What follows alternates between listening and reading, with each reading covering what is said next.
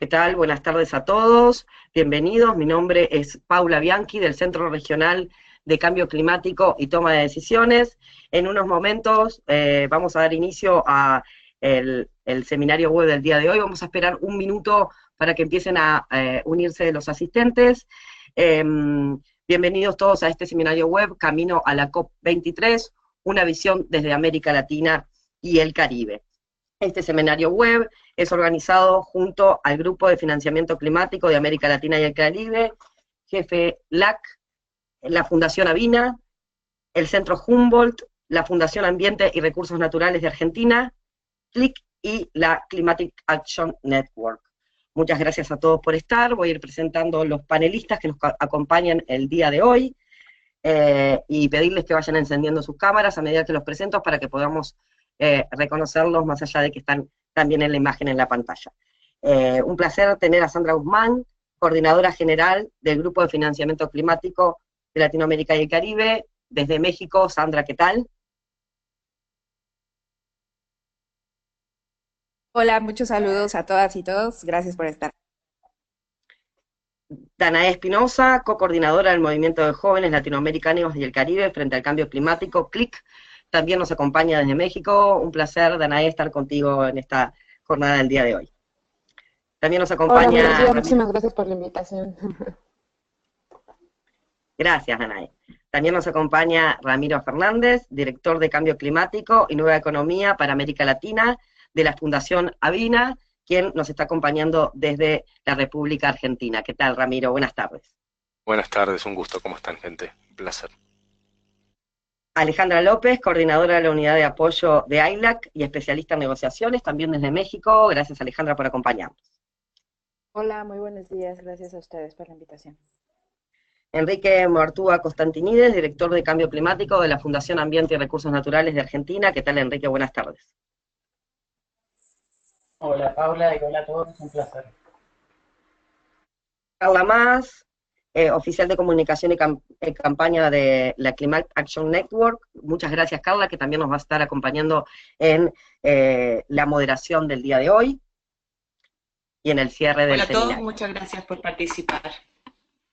Les informamos que, bueno, lamentablemente Alejandro Alemán del Centro Humboldt sufrió un problema de salud y no nos va a poder estar acompañando. Le deseamos una pronta recuperación. Bueno, para iniciar el seminario del día de hoy, comentarles brevemente la dinámica. Ya los panelistas pueden ir apagando sus cámaras. Estamos recibiendo saludos de la audiencia. Gracias, Vivian, Bruno y demás por estarnos acompañando en el día de hoy y por sus mensajes desde el chat.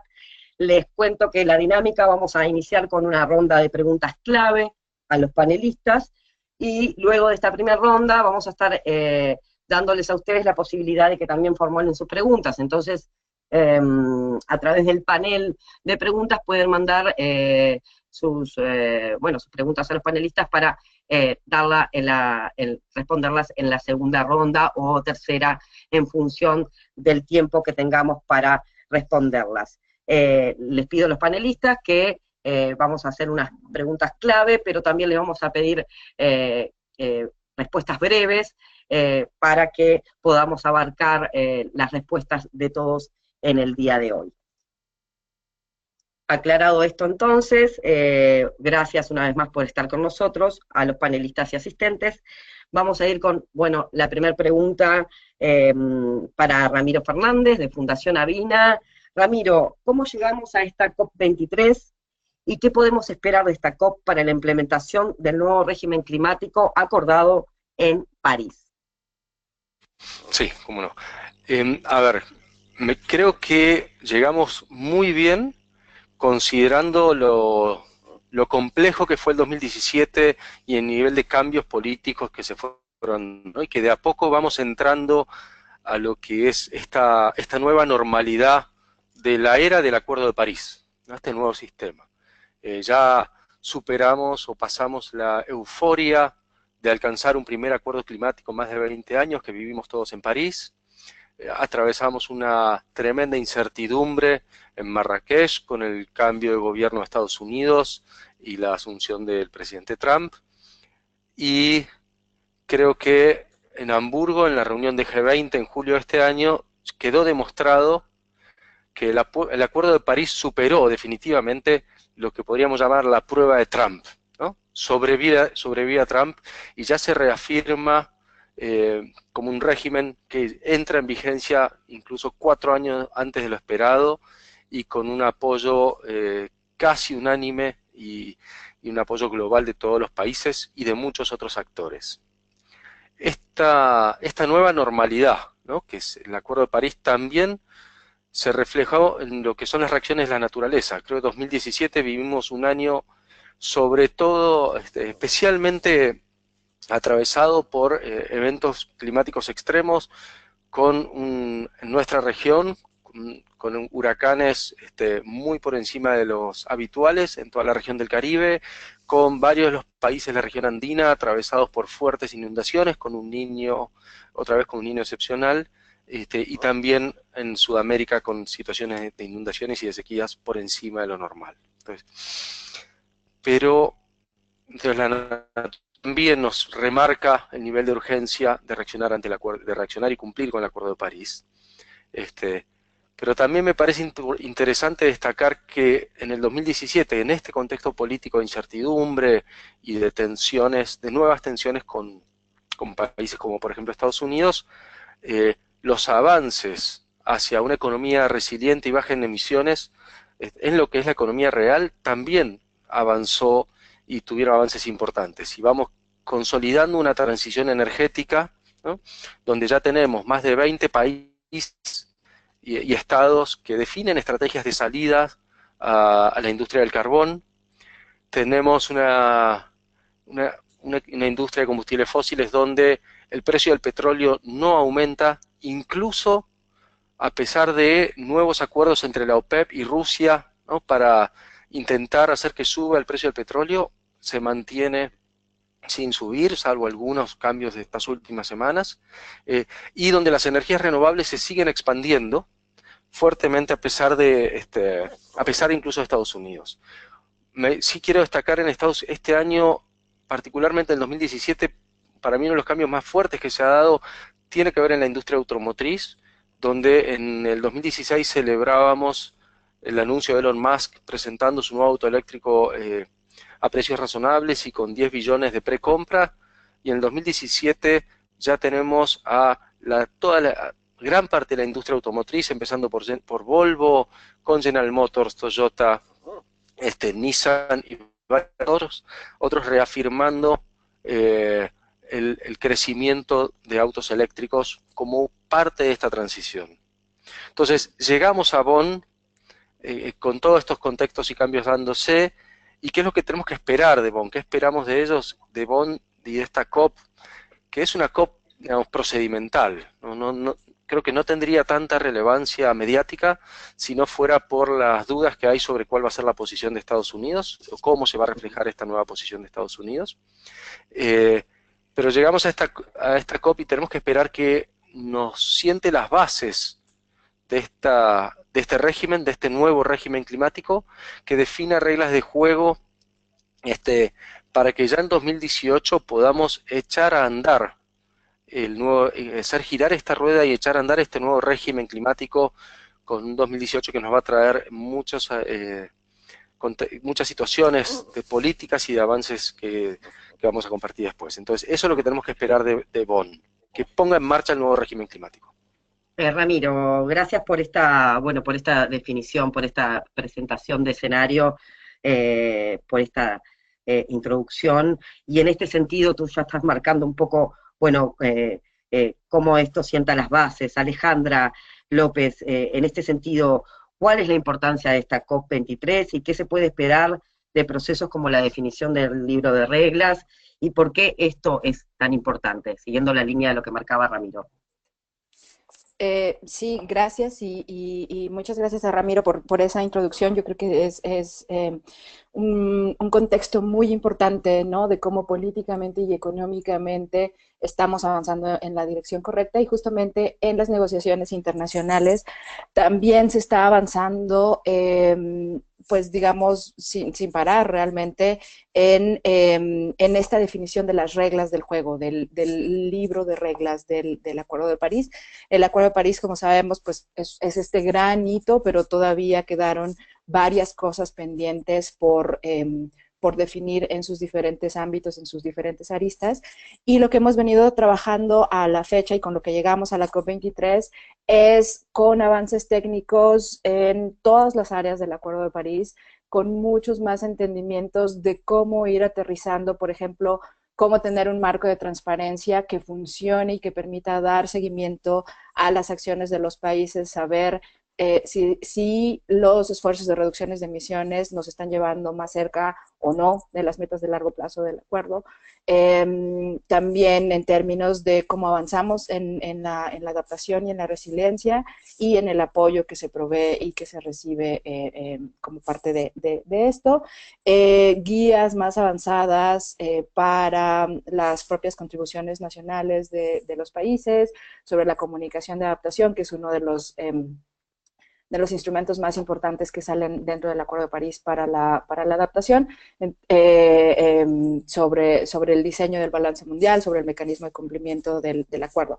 Todos estos elementos se han ido avanzando poco a poco y creo que la importancia de la COP23 es precisamente ir dibujando cómo se van a adoptar eventualmente en 2018 las decisiones de cada uno de estos temas con opciones cada vez más claras. Entonces, la importancia de esto no es menor en términos de que la COP23 va a sentar las bases de la negociación en 2018 de lo que será esto que se conoce como el Paris Rulebook, el manual de reglas del Acuerdo de París.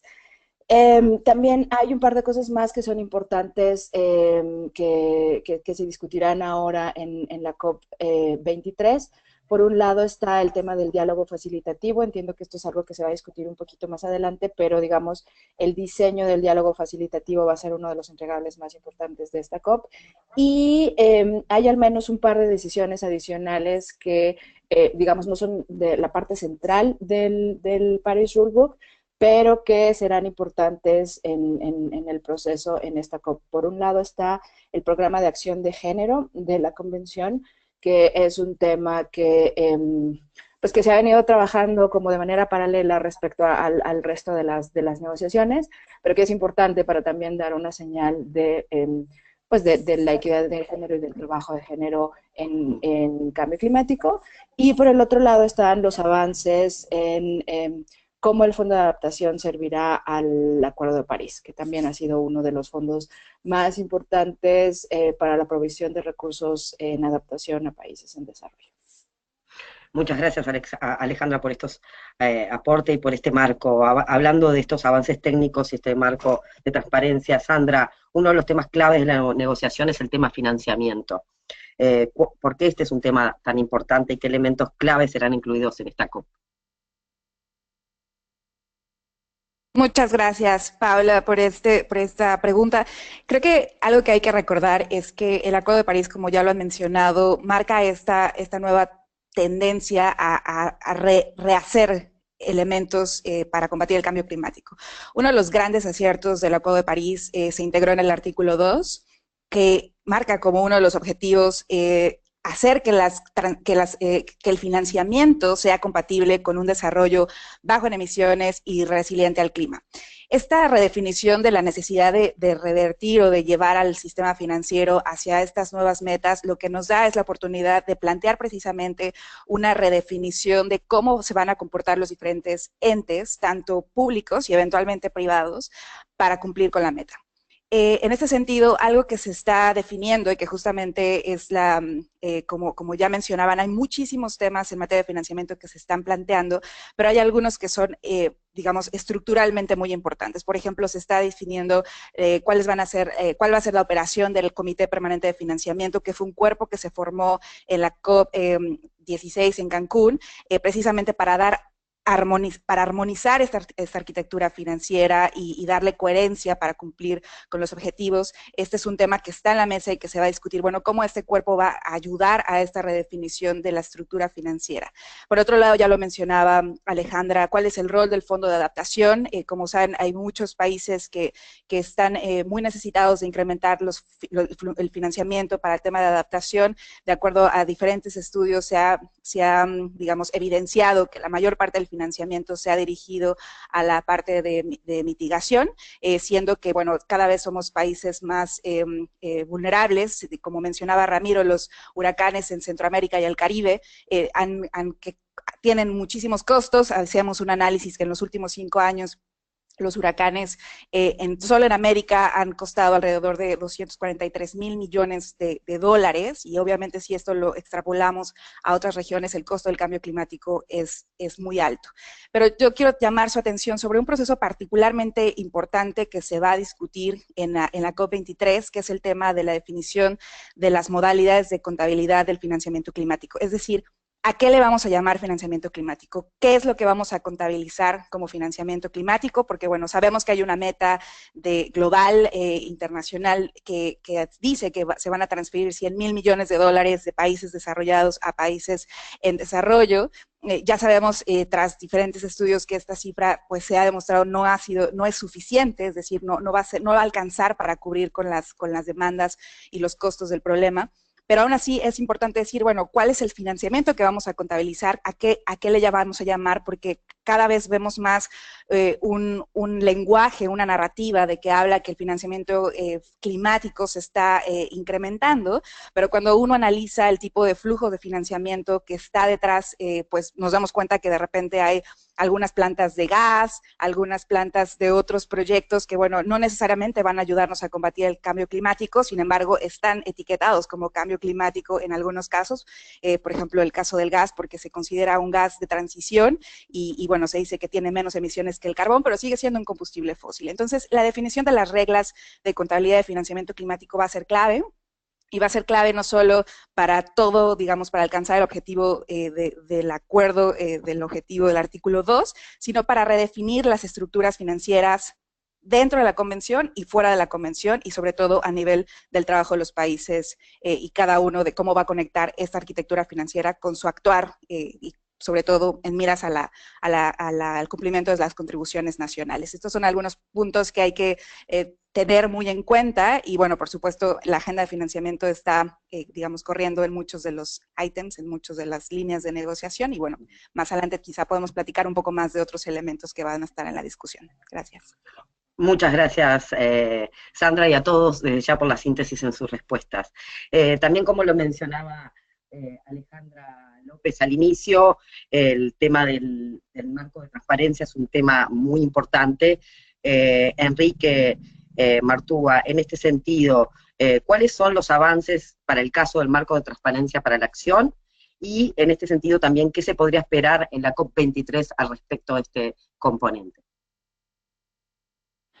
Bueno, gracias. La verdad que un placer. Por suerte, en el marco de transparencia, porque primero, por ahí antes, estaría bueno aclarar un poco.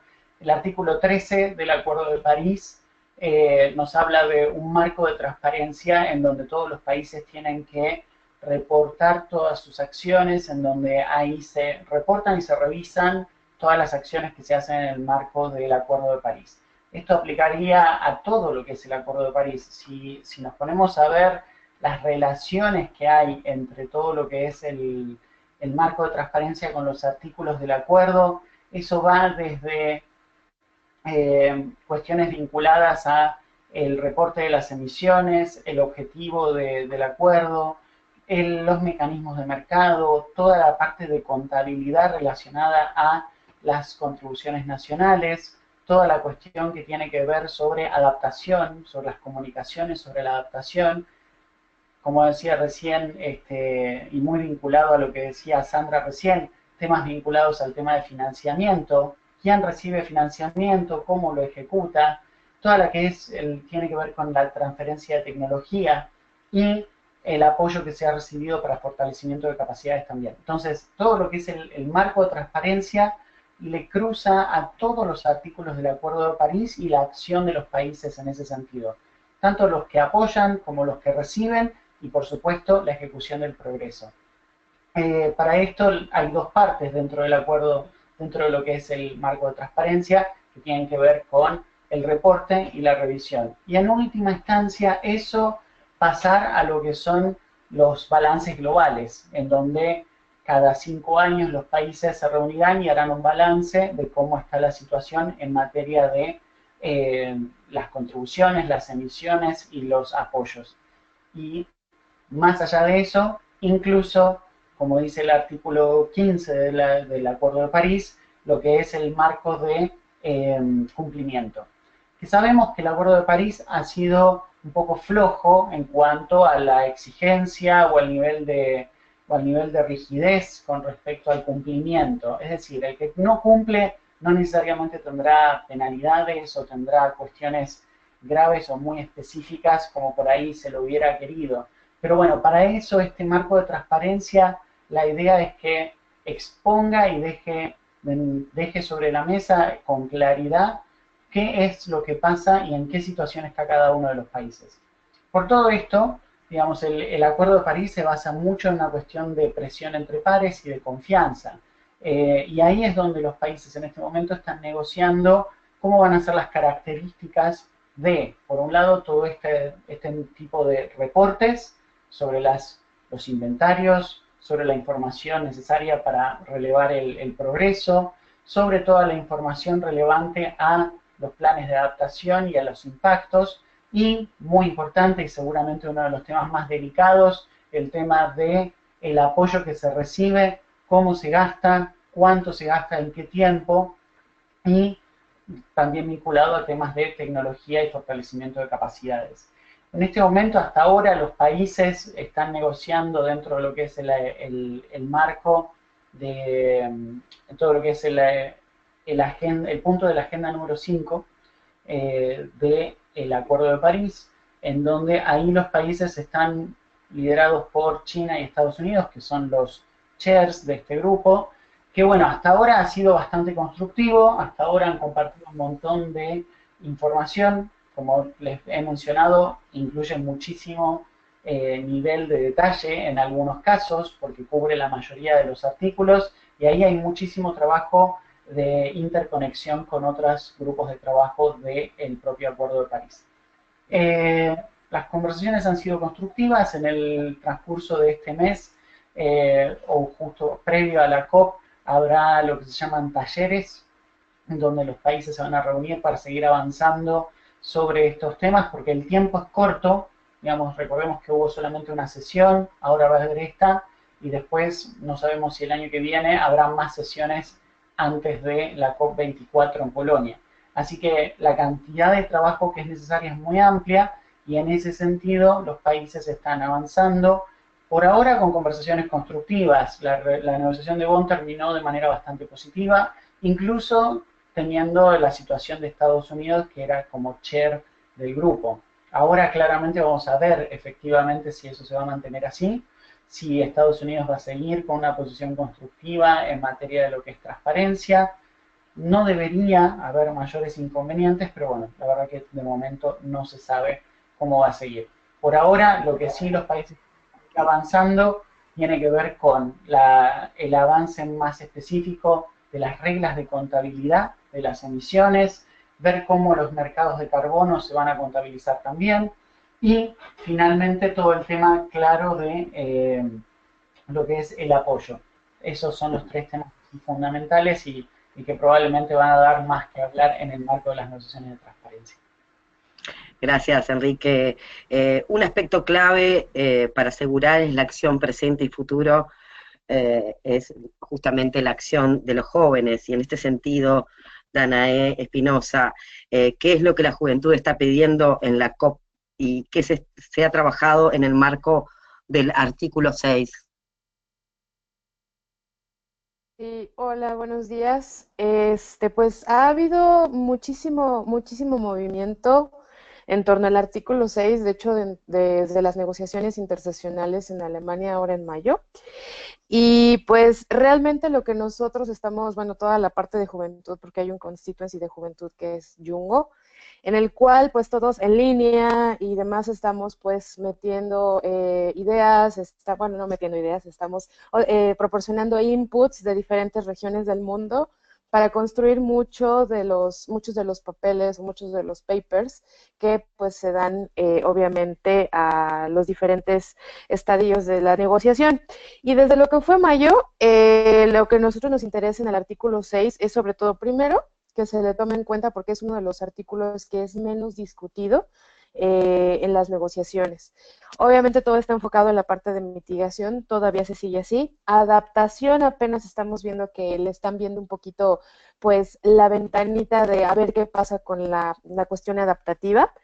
Pero, por ejemplo, hubo una sesión, de hecho hasta como Constituency nos mandaron un correo electrónico mediante los puntos focales actuales del Constituency, en donde nos pedían bueno, pues nuestros inputs respecto a lo que era educación en cambio climático, desarrollo de capacidades, la inclusión de los actores no gubernamentales como es organizaciones de la sociedad civil. Y algo que nos interesó mucho en esto es que haya una participación abierta e inclusiva de la juventud, sobre todo de Globo Sur, porque vemos mucho que muchos de los inputs que se dan en las negociaciones, incluso en juventud, pues es porque tienen la facilidad los chicos de Globo Norte de hacerlo.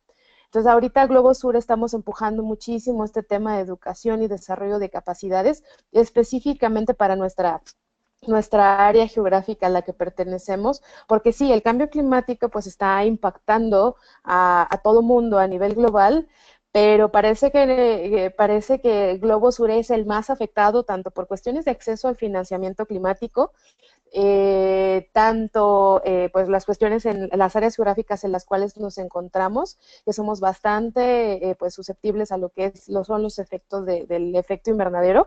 Y pues lo que a nosotros nos importa en esta sesión, de hecho, es que antes que nada haya como claridad y transparencia tal cual en cómo va a ser la cuestión de los flujos financieros rumbo a lo que es el 2020 y asimismo cómo van a ser los modos de operación del Acuerdo de París, para nosotros así poder incluir lo que es también el artículo 12, porque de hecho si ustedes revisan lo que es el artículo 12 del Acuerdo de París, como decimos aquí en México, es el artículo más pelón, o sea, es un párrafo así chiquitito, en donde está demasiado general y es como si fuera, o sea, se sigue viendo educación y desarrollo de capacidades como si no fuera importante.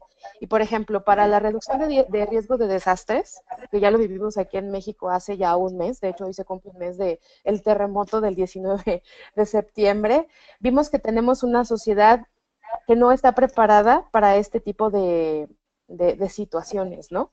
Que también tienen que ver mucho con las cuestiones climáticas. Sí hubo mucha colaboración, sí hubo mucha gente que salió a las calles, hubo muchos voluntarios, etcétera, pero realmente la sociedad en general no está preparada como para enfrentar pues, los problemas bien. De hecho, fue también una alerta de tsunami. Hola, Danae, se te cortó un momento el audio.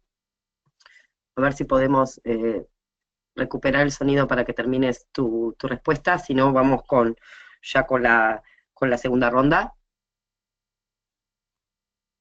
¿O no se escucha? Creo que no. Danae. No, creo que no se escucha. Ah, ya, creo que ya, ¿verdad? Sí, si pudieras cerrar ya tus respuestas. Sí, sí, claro. Entonces, nosotros lo que estamos buscando, bueno, la parte de juventud, realmente buscamos tener incidencia en el proceso de negociación y que se empiece a discutir el artículo 6 otra vez de la convención, pero sobre todo que haya énfasis y pues interés en el artículo 12, porque eso también tiene mucho que ver con el acceso a la información y transparencia, pues, para la implementación del acuerdo mismo. Muchas gracias, Danae, por tu respuesta. Vamos a ir con la segunda ronda de preguntas. Recordarles a todos los asistentes que pueden mandar en el chat, como ya lo hizo Federico Pérez, por ejemplo, desde Uruguay, una pregunta para Enrique que la vamos a hacer a su debido momento. Pero bueno, pueden ir formulando sus preguntas y vamos a ir respondiendo en la medida de las posibilidades. Les pedimos, por favor, que sí que cuando formulen una pregunta nos indiquen justamente para quién va dirigida y que se le dé el mayor contexto posible. Algo que bueno que ya ha quedado sobre la mesa es la importancia de esta COP23, ¿no? Pero un aspecto es justamente, es el año previo 2018, Alejandra, lo han nombrado todos los panelistas, pero podrías especificarnos entonces por qué este año 18 es tan crucial. Claro, pues mira, en la decisión que se toma el año pasado en Marrakech, la decisión de la COP22 fue que este libro de reglas, este Paris Rulebook, quedara listo a más tardar el año próximo en la COP24. Entonces, estamos trabajando a marchas forzadas para tratar de delinear todas estas reglas a tiempo en 2018 en todos los ámbitos del Acuerdo de París. Yo creo que es factible en la mayoría de los temas, probablemente en algunos habrá que después dar continuidad con temas todavía más técnicos de seguimiento, pero digamos, eso está en proceso. Entonces, 2018 es un año decisivo para hacer operativo el Acuerdo de París, número uno. Número dos, respecto al diálogo facilitativo, habemos pues muchos grupos de negociación que estamos buscando que este diálogo facilitativo se convierta en un momento político único para incrementar la ambición del régimen antes de que sea demasiado tarde. El Acuerdo de París ya te marca unas metas de largo plazo, no sobrepasar los 2 grados centígrados y de ser posible el 1.5, pero hoy ahora estamos yendo hacia un mundo de un incremento de 3.4 grados centígrados. Entonces, lo que la ciencia nos está indicando es tenemos que hacer más y lo tenemos que hacer muy pronto. El diálogo facilitativo puede constituirse como un momento político donde demos una señal muy clara de que tenemos que hacer más a más tardar en 2020, dando un mandato para incrementar la ambición de las actuales NDCs, de los actuales compromisos de los países, y de ser posible también dar un mandato para que la elaboración de las estrategias de largo plazo sea, pues digamos, obligatoria, porque la mención que se hace a estas estrategias en el acuerdo y en la decisión 1CP21 es un poco como una invitación. Y en realidad las estrategias de largo plazo deberían ir delineando cómo la acción de todos los países es realmente transformacional y realmente de aquí a al menos 2050 nos está indicando que las reducciones de emisiones que se requieren y que los cambios para hacer resilientes el clima también están ocurriendo. Entonces creo que en ambos sentidos es que 2018 va a ser un año completamente decisivo. Alejandra, muchas gracias. Nos dabas, bueno, aspectos, ¿no? Más operativos, hay que hacer más, y hablabas justamente del diálogo facilitativo. En este sentido, Ramiro Fernández, ¿podrías, bueno, contar qué es el diálogo facilitativo que se estará negociando en Bonn y qué elementos debería asegurar este diálogo? Sí, seguro. Es esto, sí, algo que queda claro, y recién lo decía un poco Alejandra, es el Acuerdo de París fija un nuevo régimen de largo plazo, ¿no? Que tiene este objetivo de 2 grados, 1.5, que tiene a los países haciendo contribuciones periódicamente, cada 5 o 10 años, y una serie de principios, y se fija una instancia en este régimen donde cada 5 años se hace una revisión periódica de cómo estamos avanzando globalmente, lo que Enrique llamaba el balance global. Como originalmente en París el acuerdo fue pensado para entrar en vigencia a partir del 2020, ese balance global formal sería en el 2023, ¿sí?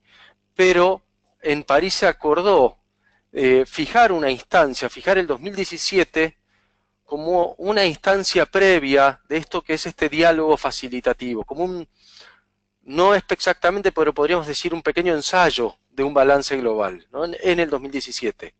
Cuando el Acuerdo de París entra en vigencia 4 años antes, el diálogo facilitativo cobra una relevancia política muy importante, como dice Alejandra, ¿no? Se vuelve crítico como la primera instancia para aumentar la ambición de aquello que ya sabemos que no es suficiente. Por eso es que es tan importante. Y los componentes que tiene esta revisión periódica, y que es lo que se va a estar negociando ahora en Bonn, es ¿qué incluimos ahí? Está claro que tiene que tener una relación con lo que nos dice la ciencia, de cómo estamos avanzando a esa meta de 1.5, y por eso es que se da en el mismo año en que sale el reporte del IPCC. Está claro que tiene que ver como una primera instancia donde los países reportan, bajo esos principios de transparencia que decía Enrique, cómo están avanzando en sus contribuciones. Entonces seguramente en este diálogo facilitativo lo que los países van a compartir es qué arquitecturas institucionales están creando, cómo van a medir las contribuciones que empiezan a hacer, cómo se está avanzando en el componente de financiamiento que decía Sandra. Es crítico asegurar que el diálogo facilitativo pueda medir y ver cómo estamos avanzando en esa meta global de 100 billones de dólares anuales que nos hemos fijado a partir del 2020, y qué se está midiendo para eso, y en qué medida vamos a incorporar avances globales en adaptación, y no creo que pérdidas y daños entre, pero ojalá pudiera entrar, y acá la presidencia de Fiji puede jugar un papel determinante este año para exigir de que el componente de pérdidas y daños tenga un rol más importante en un diálogo facilitativo el año que viene. Entonces, ese es el rol que tiene. Y quiero reforzar lo que decía Alejandra, de que se ha vuelto, o esperamos que sea, una instancia política importante y la primera oportunidad para que los países ya empiecen a identificar oportunidades para aumentar la ambición de las contribuciones que han presentado bajo el Acuerdo de París para un nuevo ciclo. Por último, cierro diciendo que no sé en qué medida, pero uno de los planteos que está abierto es en qué medida las contribuciones y los aportes que están haciendo otros actores no estatales son considerados, son tenidos en cuenta, muestran este balance global cómo va avanzando y cómo no. Este es un tema sensible, solo a modo de ejemplo. La alianza We Are Still In de Estados Unidos, liderada bajo el gobierno de California, presenta a la Secretaría de Cambio Climático de Naciones Unidas la carta donde dicen nosotros nos comprometemos a cumplir con la contribución de Estados Unidos mientras que Estados Unidos sale del Acuerdo de París. ¿Eso cómo se mide? ¿Entra? ¿Es un aporte que está considerado? Creo que es delicado, es políticamente sensible, pero son cosas que van a estar ocurriendo en la realidad, entonces habrá que ver en qué medidas son tenidas en cuenta o no. Creo que ese es un poco lo que esperamos que sirva este diálogo facilitativo y que nos siente las bases para lo que es el balance global formal que se dará en el 2023. Muchas gracias, Ramiro, por esta definición y desafío. Sandra, ¿en qué otros temas se han avanzado en el contexto del financiamiento, como ser el Fondo Verde del Clima, y en qué otros aspectos hay que seguir impulsando a nivel nacional, por ejemplo? Sí, muchas gracias. Primero me gustaría comenzar, digamos, recordando la esencia o qué es lo que el Acuerdo de París nos da, y es un llamado muy importante a la acción tanto de países desarrollados como de países en vías de desarrollo o denominados en vías de desarrollo. Y solo quería hacer una reflexión sobre este punto de que nos invita a operar o a tomar acciones desde estos dos frentes. Y, por ejemplo, para la parte de financiamiento esto se vuelve un tema muy importante porque ya se ha dicho a nivel, digamos, global que los fondos públicos que existen actualmente no son necesariamente suficientes para hacer frente al problema. Y aquí viene un punto muy importante de conexión entre lo que mencionaban del artículo 3 en materia de transparencia. Y creo que ese es uno de los temas claves de cómo vamos a ir hilando todas las discusiones a lo largo de los diferentes artículos para que unos y otros vayan, digamos, trabajando de la mano, porque el artículo 9, que es el tema de financiamiento, habla mucho, por ejemplo, de la provisión de información relacionada con el apoyo provisto, pero también hace una invitación a que otros países, en este caso otros países que en desarrollo, digamos de manera más implícita, también empiecen a poner en la mesa cuáles son esas acciones que estos países están haciendo a nivel nacional para combatir el problema, y lo que nos hemos dado cuenta es que hay muchos países, ciertamente, que están empezando a hacer inversiones vía sus presupuestos públicos para hacer frente a nivel nacional.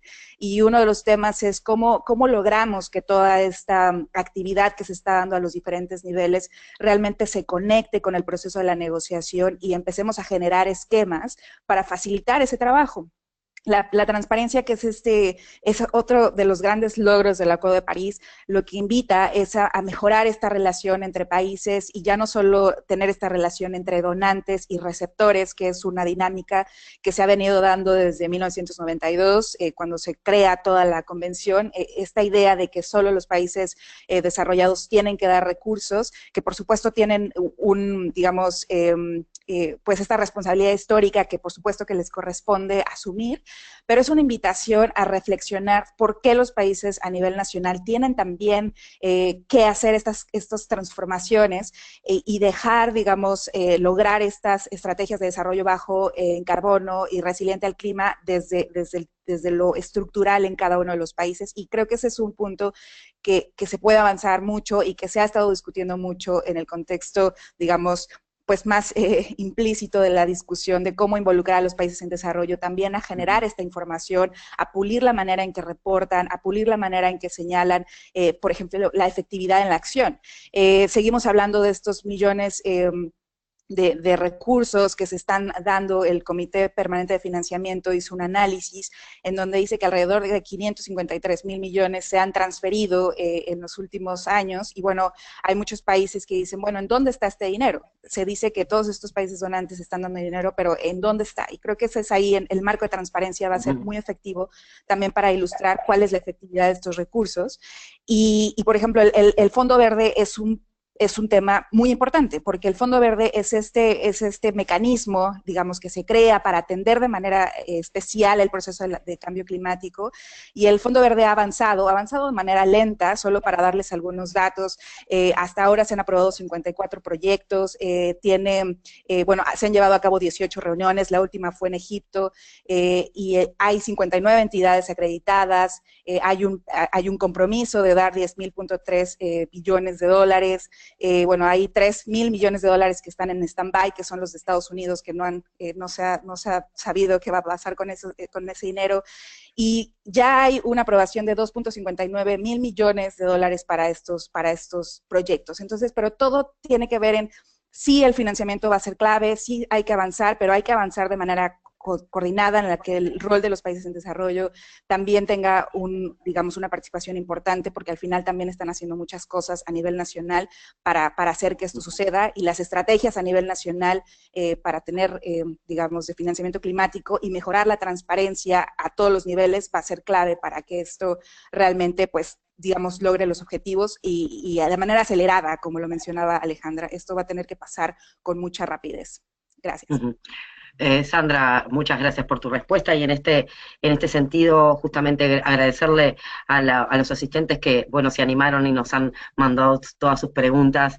Justamente Federico Pérez tiene una pregunta para Enrique en esta línea, que dice si en tu visión personal, Enrique, es suficiente con el marco de transparencia para asegurar el cumplimiento, a pesar de los notorios avances. Dice, ¿no es la ausencia de penalidades el talón de Aquiles de todo el proceso?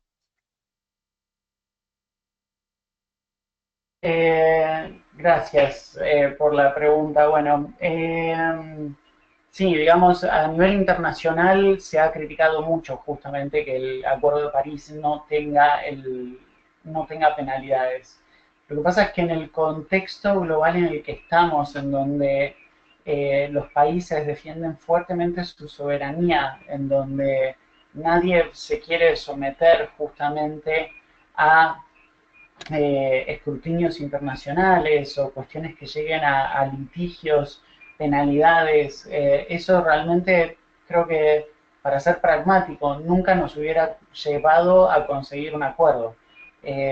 Fíjate que lo que ocurrió con el protocolo de Kioto, que sí tenía lo que es un comité de cumplimiento y series de penalidades, en un acuerdo legalmente vinculante igual que este. ¿Y qué pasó? Estados Unidos no lo ratifica, los países que fueron parte, algunos incluso se dieron de baja. O sea, realmente acá ese creo que fue el gran, o sea, el gran trade-off, que se dice en inglés, ¿no? La gran negociación fue esa, el tener un acuerdo en donde la mayor parte de los compromisos pasan por la voluntad de los países, pero que está armado de una manera también en donde todo el acuerdo, al ser relativamente voluntario, en donde cada país, basado en sus circunstancias, determina o se autodetermina los compromisos, es donde realmente empieza a haber como una presión entre pares. Justamente el acuerdo es, bueno, no vamos a poner presión sobre los países, cada uno se autodetermina, pero teniendo en cuenta un objetivo de 2 grados, teniendo un objetivo de poder ir reduciendo progresivamente emisiones, y desde la ciencia y entre los países se empieza a generar una presión que va un poco más allá de si un país recibe alguna penalidad a la hora de cumplir o no cumplir. Claramente eso genera situaciones como la que estamos viendo con Estados Unidos, eso está claro, pero al mismo tiempo se está generando un nivel de aislamiento de Estados Unidos.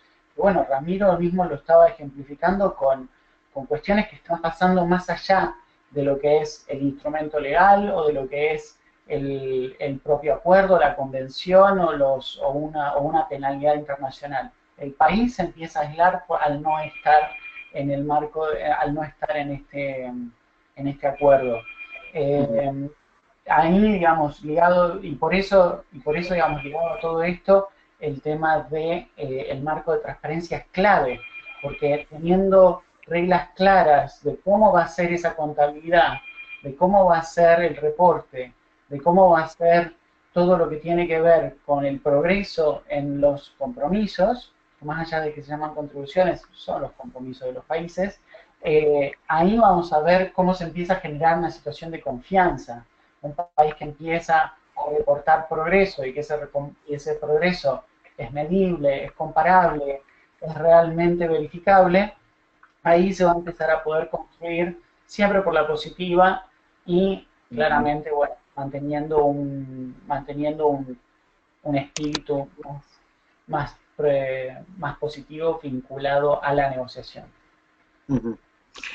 Muchas gracias, Enrique. Vamos con una pregunta para Danae Espinosa, representante por parte de la Juventud. Justamente, Danae, tú mencionabas hoy una cantidad de acciones, desarrollo de capacidades, organizaciones de la sociedad civil, la importancia de la educación y demás. Y en este sentido, Susana Barbosa pregunta que, considerando justamente la gran importancia de fortalecimiento de las capacidades para enfrentar los temas de cambio climático, estas capacidades de la juventud y demás, ¿cómo se pueden contabilizar esas acciones que son más puntuales en un marco general? ¿Cómo se pueden contabilizar? Mira, entonces luego metiendo el dedo y... Danae, a ver que se te ha cortado un momento el audio. La participación de la juventud. Ah, ¿ya me escuchan? Ahora sí. Ah, ok. ¿Cómo podemos contabilizar la participación o incidencia juvenil en este tipo de procesos? Pues mira, a nivel latinoamericano, y te puedo hablar, por ejemplo, del caso de México, de otros países también de la región, muchos contamos con institutos de la juventud que llevan a cabo distintos procesos para llevar una medición de qué tanta incidencia hay de los jóvenes en distintos temas, ya sea derechos humanos, género, etcétera.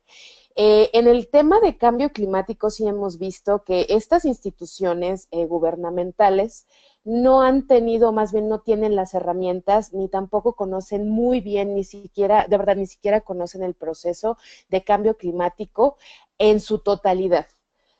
Por ende, las instituciones gubernamentales que llevan la cuestión de juventud y cambio climático, o bien que lo quieren tocar, o llevan temas ambientales, no han funcionado para ello. Sin embargo, organizaciones de la sociedad civil o movimientos como, por ejemplo, al cual yo soy miembro, del cual yo soy miembro, pues sí estamos llevando a cabo como un proceso de seguimiento y de monitoreo de cuál es la incidencia de la juventud en diferentes países latinoamericanos mediante proyectos específicos que toquen obviamente la parte de cambio climático y también otros temas como por ejemplo biodiversidad, que estén ligados con la COP de biodiversidad. Algunos vimos que en Bolivia ya están tocando el tema de jóvenes, pero se están ligando con la conferencia de desertificación, entre otros.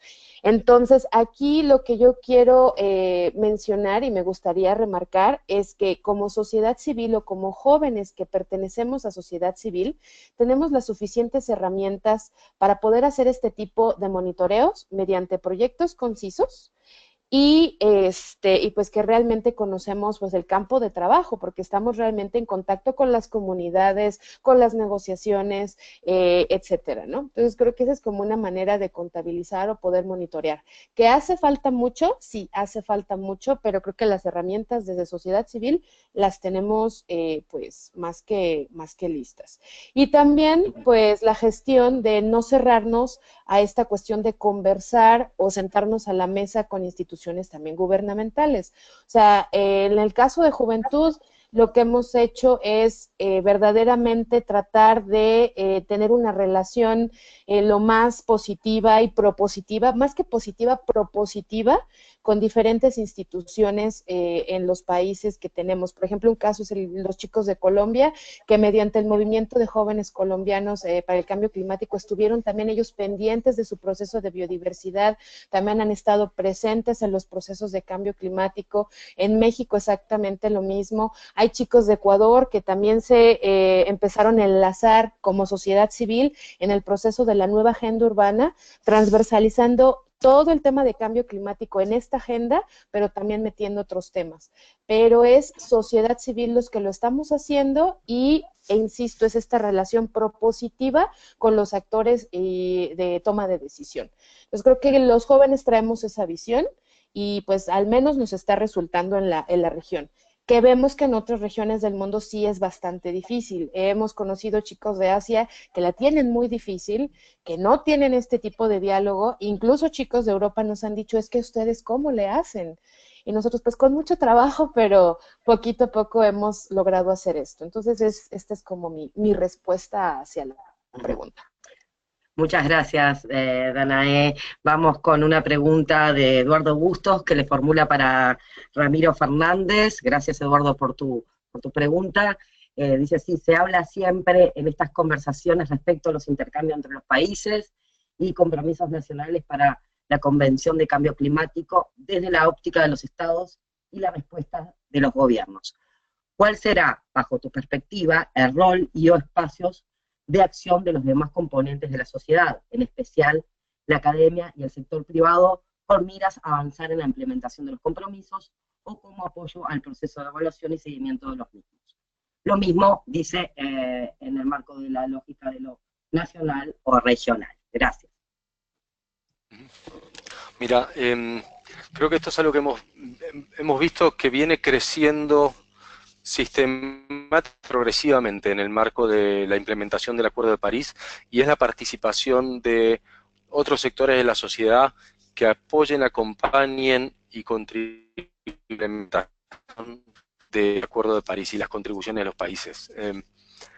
Esto es algo que, para alcanzar el Acuerdo de París, se trabajó como una estrategia desde la presidencia de Francia, con el gobierno de Perú, con el secretario general de Naciones Unidas, y se diseñó una estrategia para dar visibilidad y exponer el nivel de compromisos de acción climática de otros sectores.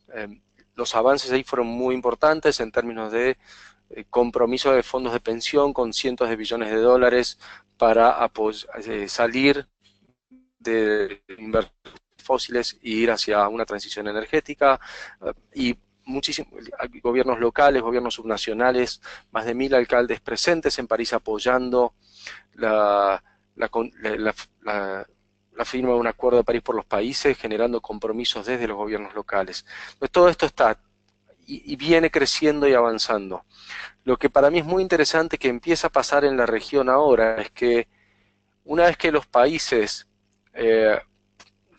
sobre todo en los países en desarrollo, en América Latina, definen contribuciones y empiezan a crear las arquitecturas institucionales para cumplir el Acuerdo de París, automáticamente se dan cuenta que necesitan generar espacios de trabajo y de articulación con los gobiernos locales, con los gobiernos subnacionales, con sociedad civil, pueblos indígenas, sector privado y todos. Y esto lo estamos viendo, particularmente en nuestro caso, trabajando con Argentina, con la mesa ampliada del Gabinete Interministerial, presenta las medidas y las acciones que quiere implementar en energía, y se sientan ahí los otros actores y dicen cómo pueden fortalecer y apuntalar esas medidas. Lo estamos viendo en Ecuador, trabajando con el gobierno nacional y los gobiernos subnacionales, fortaleciendo los planes de acción climática de estos gobiernos subnacionales. Perú avanza en la misma dirección con un gabinete también interministerial y saliendo a buscar ahora los gobiernos regionales y los planes de acción climática que estos gobiernos tienen. Es así, y eso es indefectible que así ocurra, porque no hay ninguna posibilidad que los estados nacionales puedan cumplir con las contribuciones que han presentado bajo el Acuerdo de París a partir de acciones unilaterales.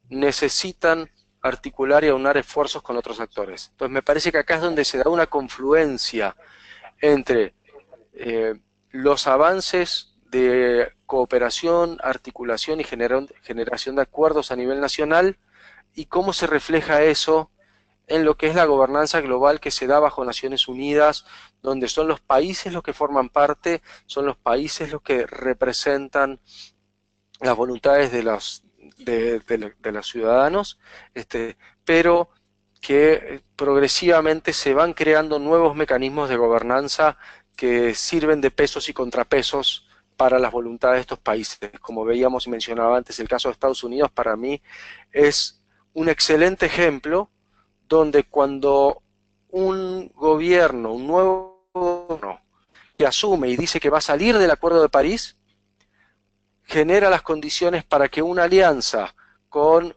más de 100 gobiernos locales, más de 12 estados federales, cientos de empresas y actores de sociedad civil dicen: nosotros, con los compromisos que en nuestra jurisdicción asumimos, vamos a cumplir con la meta que Estados Unidos ha fijado bajo el Acuerdo de París. Y lo cierto es que pueden hacerlo. Con las decisiones que ellos tomen en su autonomía, en sus instituciones, están en condiciones de cumplir con el compromiso que Estados Unidos ha fijado bajo el Acuerdo de París. Porque de hecho, en parte, Estados Unidos ya está a mitad de camino de cumplir con ese acuerdo, así que no es tan difícil que lo haga. Gracias, Ramiro, por tu respuesta. Vamos a ir con una pregunta que formula Katiana Murillo, a quien saludamos también, y gracias a todos por estar una vez más con nosotros, que es una pregunta para Sandra Guzmán.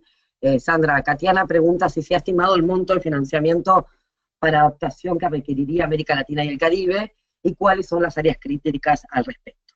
Gracias, Katiana, por tu pregunta también. Y muchas gracias, Katiana, por tu pregunta. Sí se ha estimado, y bueno, puedo darles algunos porcentajes, pero solo como para que se den una idea de cómo está la relación mitigación-adaptación. Les platicaba hace un momento de un estudio que hizo, aquí estoy, que hizo el Comité Permanente de Financiamiento, en donde decía que 70% del financiamiento a nivel global se destina a acciones de mitigación y 25% a acciones de adaptación. Para el caso de América Latina, la diferencia no es, digamos, es muy similar. Es decir, el financiamiento para mitigación supera en 7 veces el financiamiento para adaptación, lo que habla de la dificultad, no solo para definir cuáles son esas acciones de adaptación, que eso también es un aspecto, digamos, que de manera estructural ha costado mucho definir cuando hablamos de una acción de adaptación en el contexto de acciones de desarrollo. Por ejemplo, hay 4 áreas que son fundamentales para el caso de América Latina. Por ejemplo, el acceso a agua, al agua digamos, de calidad. Vemos que hay mucha escasez de agua en muchos lugares, que esto también se asimila o se relaciona con el tema de sequías en muchos sectores que están afectando, que es el segundo punto, toda la parte de seguridad alimentaria, y América Latina está sufriendo mucho de esto, y por supuesto el tema de producción alimentaria se ve reflejado a su vez en toda la estructura económica de los países. Muchos de nuestros países, digamos, eran productores primarios digamos, de granos o de otros productos que se están viendo afectados por toda esta, digamos, ciclo de sequías, y eso tiene una afectación. Por el otro lado, hay un tema muy interesante sobre este debate en torno al financiamiento para adaptación y su relación con el financiamiento para atención de desastres, por ejemplo.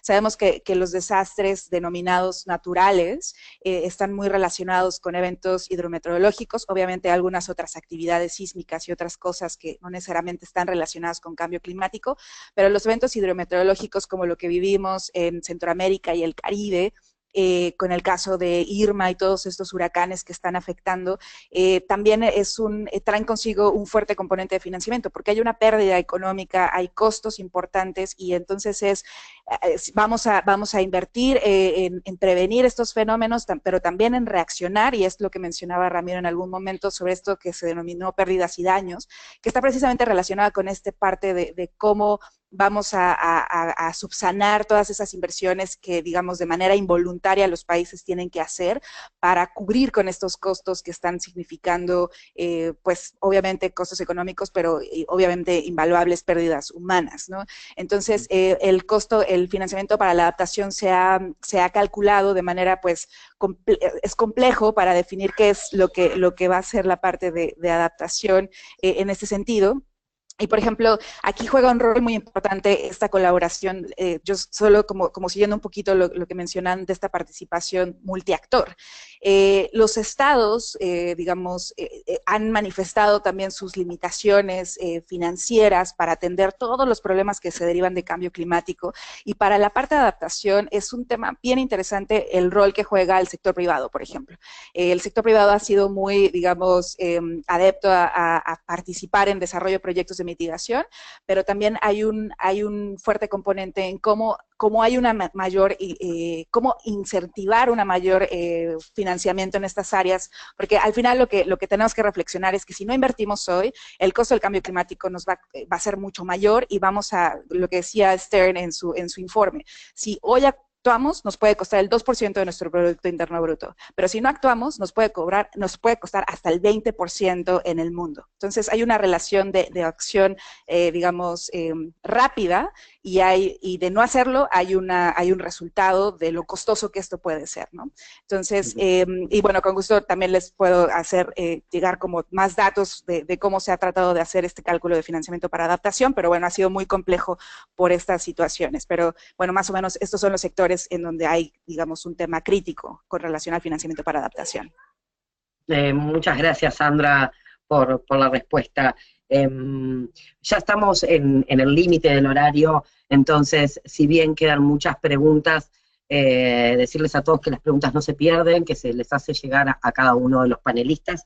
Gracias a todos, y le voy a dar la palabra a Carla Mas, quien es oficial de comunicación y campañas de la Climatic Action Network, para que pueda darle paso a una reflexión final de todo lo conversado en el día de hoy y en esta COP23 que se avecina. Carla, ya tenés el micrófono, gracias. Sí, muchas gracias, Paula, y muchas gracias a los panelistas también por la cantidad de información relevante que proveyeron. Tengo, como dice, el desafío de hacer una especie de síntesis, y quisiera enfocarla en 2 elementos puntuales. Uno es qué es lo que se espera para esta COP23 y cómo eso se vincula con el proceso del 2018, el proceso político relevante que mencionaba fuertemente Alejandra. Antes de empezar, proveer un poco el contexto que nos compartió Ramiro, que tiene que ver con con que el Acuerdo de París se reafirma como un régimen global y más allá de lo que él denomina la trampa de Trump. Los países y diferentes actores no estatales reafirman su compromiso y también hay unos avances concretos en términos de la transición económica energética en el mundo, donde hay expresiones claras respecto de el estancamiento del precio del petróleo y el avance significativo en términos de inversión en materia de energías renovables. Entonces, ese es nuestro contexto y qué es lo que estamos esperando de las negociaciones para este año. Básicamente lo más relevante es la discusión sobre los procedimientos para la implementación del Acuerdo de París, que se conoce como el libro de reglas del Acuerdo de París, o en inglés The Rule Book, y donde han habido ciertos avances, dos temas que me parecen relevantes mencionar específicamente para América Latina, que tienen que ver como la discusión en materia de adaptación y cómo se van a presentar las comunicaciones nacionales en ese sentido, y todo lo que tiene que ver con la discusión de marco de transparencia que comenta Enrique, a través de los artículos 13 y 15 del Acuerdo de París, y este marco de transparencia es relevante en el sentido que nos permite a todos los actores conocer y revisar cuáles son las acciones que están haciendo los países a nivel nacional en materia de cambio climático. Vincular eso también con la necesidad que este marco de transparencia se relacione con otras acciones que se están implementando. Sandra comenta la necesidad de, por ejemplo, que el marco de transparencia tenga un rol importante en la discusión sobre materia de financiamiento para poder reconocer la efectividad de la transferencia de recursos y qué es lo que se está entendiendo por financiamiento climático. Y al respecto, la discusión que se debe generar respecto de las modalidades de financiamiento climático, o sea, qué vamos a entender y cómo se va a contabilizar el financiamiento climático, va a ser clave para poder redefinir las estructuras financieras en favor de proyectos que efectivamente contribuyan a la mitigación y a la adaptación del cambio climático. Y brevemente, también esta reunión en Bonn, en Alemania, ya en 2 semanas más, se va a conversar sobre lo que se conoce como el diálogo facilitativo, a empezar el diseño del diálogo facilitativo, que espera que se convierta en un momento político relevante en el 2018, junto con el término de las definiciones de cómo va a operar el Acuerdo de París en la COP24 ya en 2018. El diálogo facilitativo espera ser un momento en el que exista un acuerdo sobre la necesidad del aumento de la ambición de los países y que por lo tanto puedan presentarse nuevos compromisos de reducción de emisiones antes del 2020 y que intente también trazar estas estrategias de desarrollo de largo plazo que realmente van a marcar o van a generar la señal clara respecto de la transformación real que los países a nivel socioeconómico y político, digamos, tienen que emprender para un mundo resiliente y bajo en carbono. Creo que lo dejaría hasta ahí. Muchas gracias, Carla, por bueno, tan difícil esta síntesis con todos los temas abordados, muy amable por este cierre.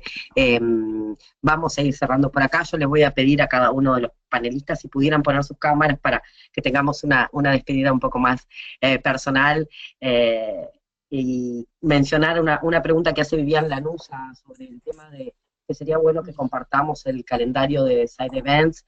Viviana, ese calendario vamos a armarlo y va a estar disponible en breve. Voy a mencionarlos a todos. Nos acompañaba Sandra Guzmán, coordinadora general de GFL-LAC desde México. Sandra.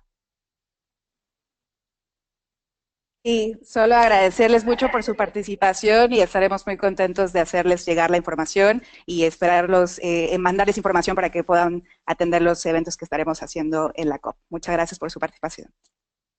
Gracias, Sandra. Danae Espinosa, co-coordinadora del Movimiento de Jóvenes Latinoamericanos y Caribeños frente al Cambio Climático, CLIC. Desde México también. Danae, muchas gracias por tu tiempo.